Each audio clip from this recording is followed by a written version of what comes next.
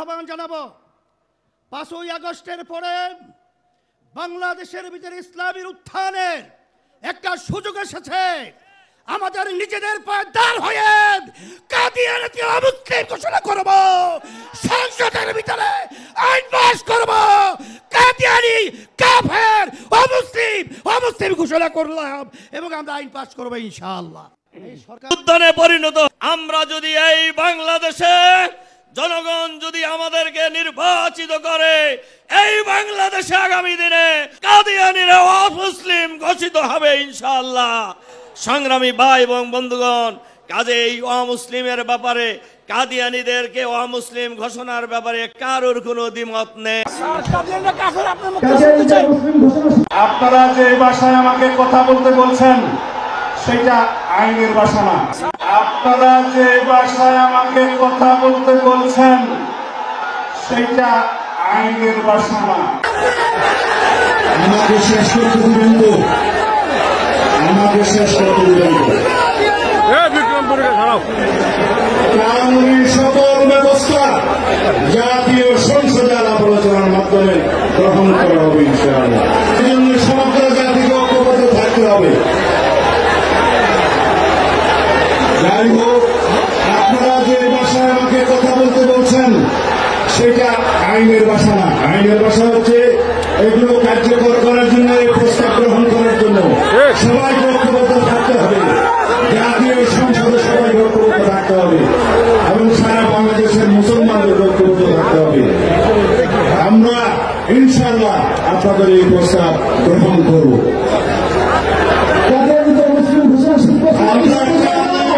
কথা বলতে চাই, আমি আগেই বলেছি, যারা রাসূলুল্লাহ সাল্লাল্লাহু আলাইহি ওয়াসাল্লামের পক্ষে নয় তারা মুসলমান হতে পারে না। খোদা হাফেজ, বাংলাদেশ জিন্দাবাদ।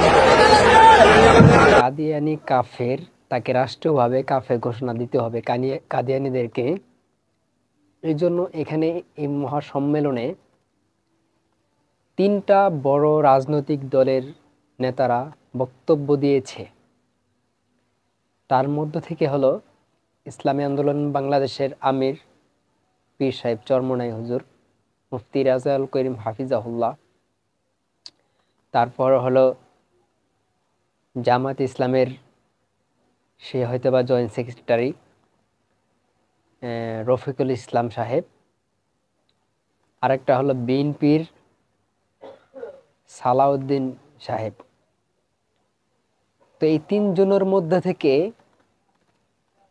2টা ইসলামী দলের নেতা তারা বলেছে যে তারা রাষ্ট্রীয়ভাবে কাদিয়ানীদেরকে কাফের ঘোষণা করবে ক্ষমতায় গেলে।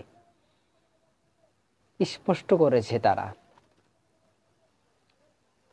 তো আমরা জামাতের সাথে আমাদের মাসলাগত আকীদাগতভাবে বেমিল থাকতে পারে, কিন্তু তারা কমসে কম তো ইসলামের পক্ষে এবং কি তারা শরিয়া আইনে বিশ্বাস করে এবং কি কাদিয়ানীর ব্যাপারেও তারা স্পষ্ট বক্তব্য দিয়েছে। কিন্তু তার মধ্যে থেকে এই 3 জনের মধ্যে থেকে একজন সালাউদ্দিন আহমেদ বিএনপির নেতা, তিনাকে বারবার স্পষ্ট করতে বলেছেন সামনে থাকা শ্রোতারা যে আপনি ডাইরেক্ট সরাসরি বলুন কাদিয়ানীরা কাফের এবং রাষ্ট্রীয়ভাবে ঘোষণা করবেন, স্পষ্ট করুন। কিন্তু তার মুখ থেকে একবারও কাদিয়ানী কাফের এটা বলাতে পারে নাই। তাকে জোর করেও কাদিয়ানী কাফের এটা বলাতে পারে নাই। যখন তাকে কাদিয়ানীরা কাফের এটা স্পষ্ট করতে বলেছেন শ্রোতারা, তখন তিনি উত্তর বলছেন এটা আইনের বিষয়। তো কাদিয়ানী যে কাফের, এটার সাথে আইনের সাথে কি সম্পর্ক? এটা তো ইমানের ব্যাপার, এটা তো সরাসরি দেখতে পাচ্ছি, এটা তো ইমানি ব্যাপার, এটা তো যখন তখন বলতে পারে, এটা তো আইনের ব্যাপার না। তাহলে তাকে স্পষ্টভাবে কাদিয়ানী কাফের এই বিষয়টুকু বলতে পারে না। তারা ক্ষমতায় যাওয়ার জন্য ইমানের একটা বিষয়, এটা স্পষ্ট করতে পারে না ক্ষমতা পাওয়ার জন্য। তাদের কাছে ক্ষমতা যাওয়াটাই হলো বড়, ইসলাম তাদের কাছে বড় না। এটাই স্পষ্ট হয়েছে।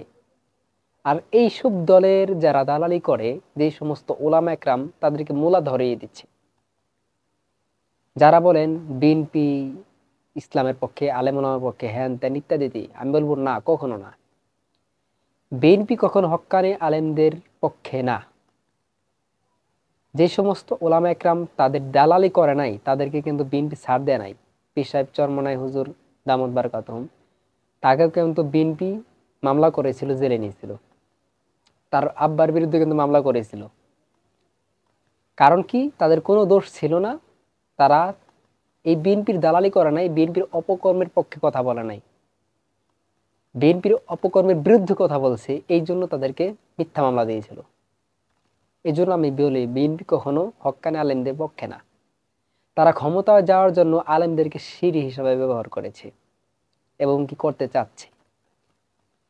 যারা আগে বারবার ক্ষমতায় ছিল, ইসলামী শাসন চালু করে নাই, কাদিয়ানীদেরকে কাফের ঘোষণা করে নাই, তো তাদেরকে দিয়ে কিভাবে আশা করেন যে তারা ইসলামের খেদমত করবে? অসম্ভব। যার প্রমাণ হলো আজকে এই সম্মেলনে, যে তাকে বারবার জোর করা হয়েছে, আপনি বলুন, স্পষ্ট করুন, কিন্তু সেটা করে নাই। তাহলে তারা ক্ষমতায় গিয়ে শরিয়া বিরোধী কাজ করবে না, এটা বিশ্বাস করা যায় না, এটা বিশ্বাস করাও বোকামি।